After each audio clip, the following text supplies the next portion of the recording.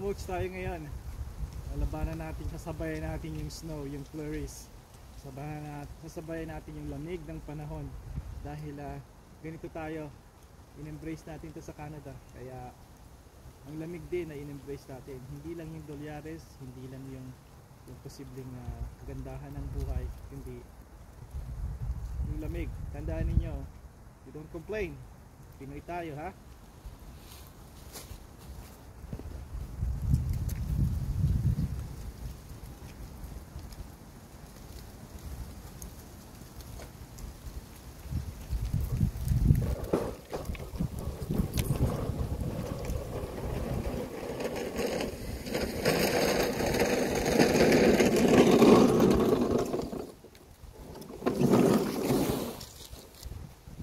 Nakikita nyo, napakataas ng mga dahon, pero okay lang yan sa experience na guys na katulad ko, magagawan ko to ng paraan. Pero panoorin nyo ako kung paano. May involve ito na leaf blower. Hindi to ang pinakamabisang paraan, pero minsan sa sitwasyon gagawin nyo yung kung ano yung available lang sa inyo, kung ano yung kaya nyo lang gawin. Natambak ko to nung nagmamadali ako, imbis na pakalat-kalat, at ito nga ang gagawin ko, i-mulch ko na lang. Magandang paraan din ito ay simple i-bag nyo na lang ito. Kamitin yung kamay nyo at kalaykay, ilagay nyo sa bag para sa next town pickup, and mapipick up na to. Okay, ngayon ang temperature ay, let's see,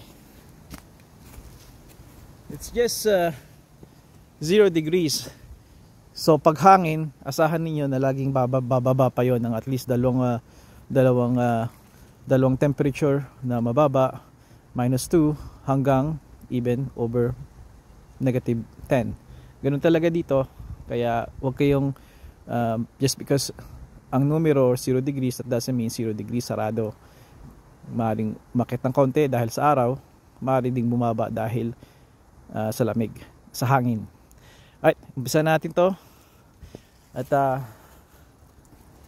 let's go.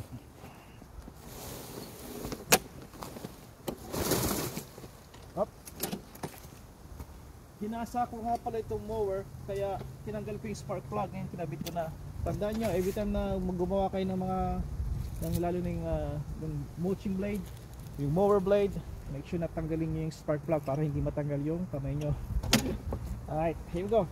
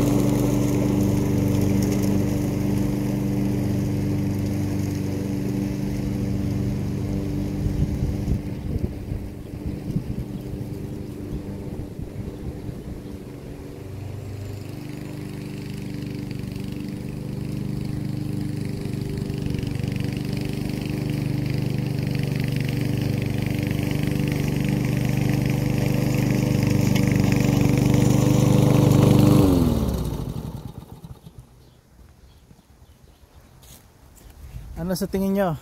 Berde agad ano? Yun ang kagandahan kapag may side discharge. Bukod sa mulch at bukod sa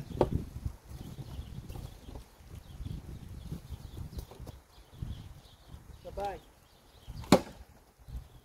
Kaya pag bibili kayo ng mower,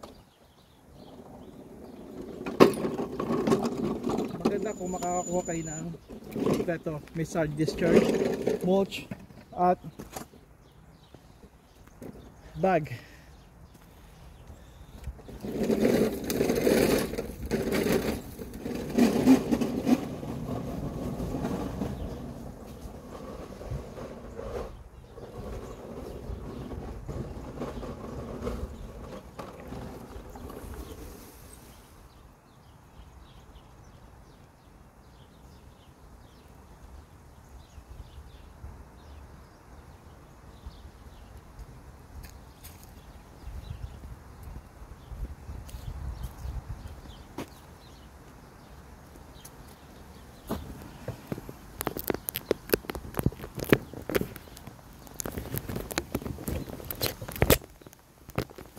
Alright.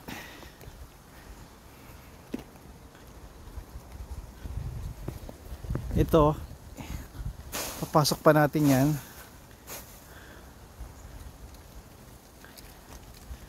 Para protektado silang winter. Tapos ito naman sa kapitbahay, na-mulch na rin natin. Importante na gawin ninyo na na siguraduhin ninyo na itong mga kalat ninyo ay ibabalik ninyo doon sa inyong hardin o sa inyong bag. Otherwise, maaaring mag-complain sa inyong neighbor or dumaan ng city. Alam nyo yung mga city, meron silang trucks na dumadaan-daan sa mga neighborhood, at pag may nakita sila na kakaiba na hindi yung violation ng kanilang ordinansa, then maaari kayong tikitan. Hindi kaagad-agad, they'll take a picture, they'll make a note kung ano yung address nyo and pictures evidence, tapos they will send you a letter. Or sa mga ibang pagkakataon, sa mga ibang cases, I know na makikipag-usap sila sa may-ari kung present yung may-ari. I don't think minsan kakatok sila, you know, I think. Pero kung nandun yung may-ari, halimbawa nandito ako, may kalat, at wala akong ginawa kundi mag-vlog tapos nakita niya ako, nasabihan niya ako, sabihin niya na, well, I think sasabihan niya ako, pero pagmamatyagan niya ako ngayon kung or maybe mag-stop by siya, sabihin niya na i-remind niya yon, which is nothing wrong with that. Kasi hindi naman sila kaagad-agad na, I guess depende sa mga tao, di ba? May makita silang mali agad, kinokorek ka na kaagad. Hindi nila alam na maghintay ka dahil hindi pa ako tapos sa proseso ng paglilinis. And kaya kung kayo yung ganun tao na bigla na lang magpo-point out sa mga kamalian ng mga tao, at hindi naman life and death situation yon or hindi emergency, then I advise you really not to stop that practice, kasi hindi I'm sure alam niyo na hindi maganda yon. Doon lang naman sa mga taong ganun ang habit o pag-uugali. Okay, let's finish this.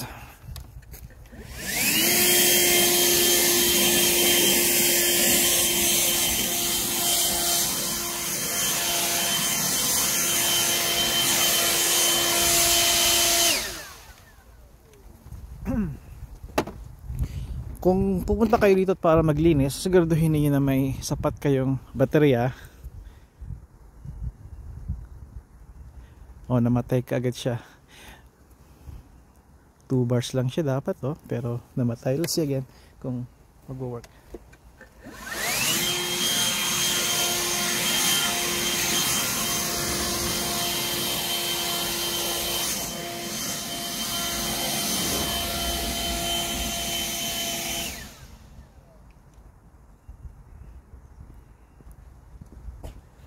Well, itong mga baterya na to, hey, kita nyo si Shadow. Shadow, I know you're peeking from there. Shadow, Yung mga pusa na to, si Shadow at si Ebony. Hindi ako pinapansin, pero lumalapit naman kapag hindi mo sila pinapansin. Nature ng mga hayop at tao, no? keep it keep it keep it fully charged, tapos sa loob ng bahay, huwag sa malamig. Kapag malamig na yun, hindi gusto ng mga baterya yon na malamig. Ang mga baterya ninyo, malamig ang panahon, lalo yung freezing, hindi maganda sa baterya ninyo yon. So itabi nyo ito sa, even sa basement niyo, huwag lang yung freezing temperature, di ba? And para humaba yung buhay ng baterya ninyo. Okay, sandali lang.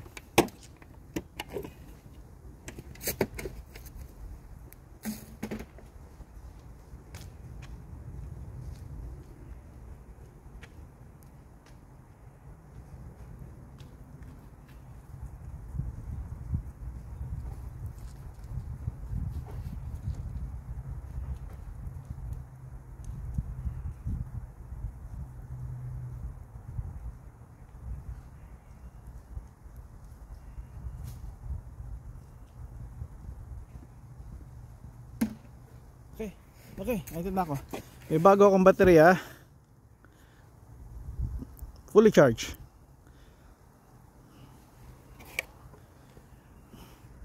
Kasimple ng pagkakagawa nila, no? Lagay nyo lang din sa slot na yan. And yan, meron siyang i-slide nyo lang.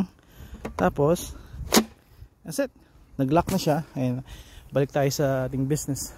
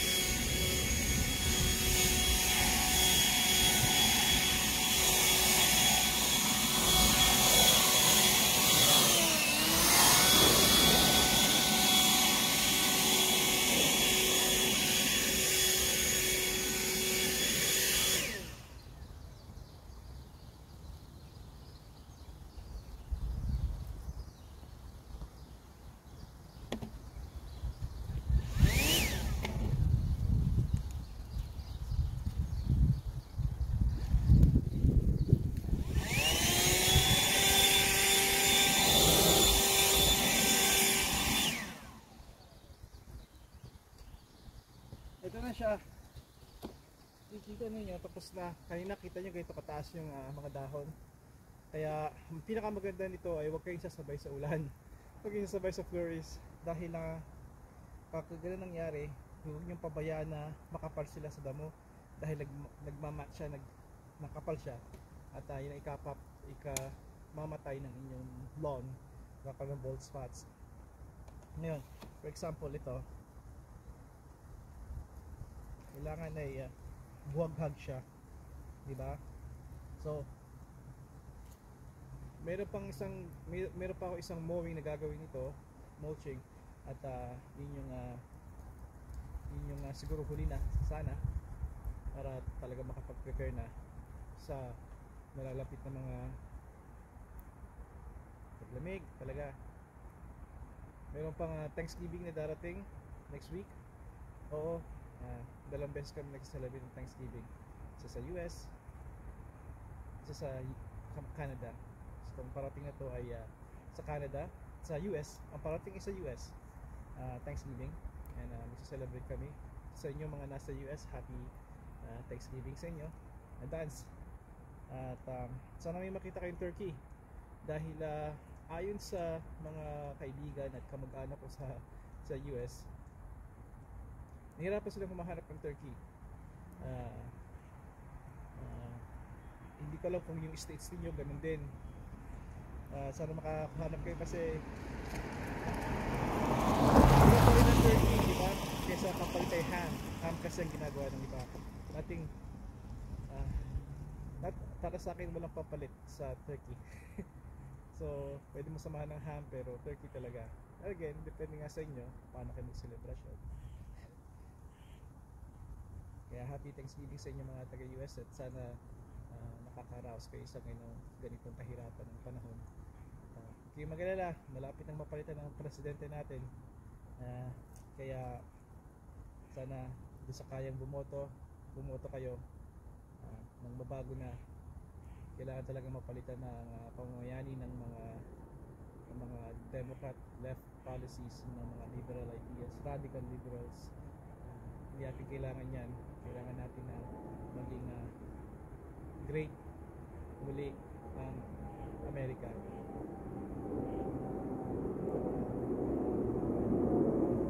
Dahil kung hindi, maraming aabuso katulad ng China. Remember, parang domino effect. Hindi tayo naapektuhan. Kailangan natin ng katatagan, kalakasan ng Amerika. Sana sa darating na eleksyon, bumoto kayo ng tama, isipan ninyo ano yung mga na-achieve ng administrasyon ka-apat na taon na pag-upo nila. Walang maganda nangyari.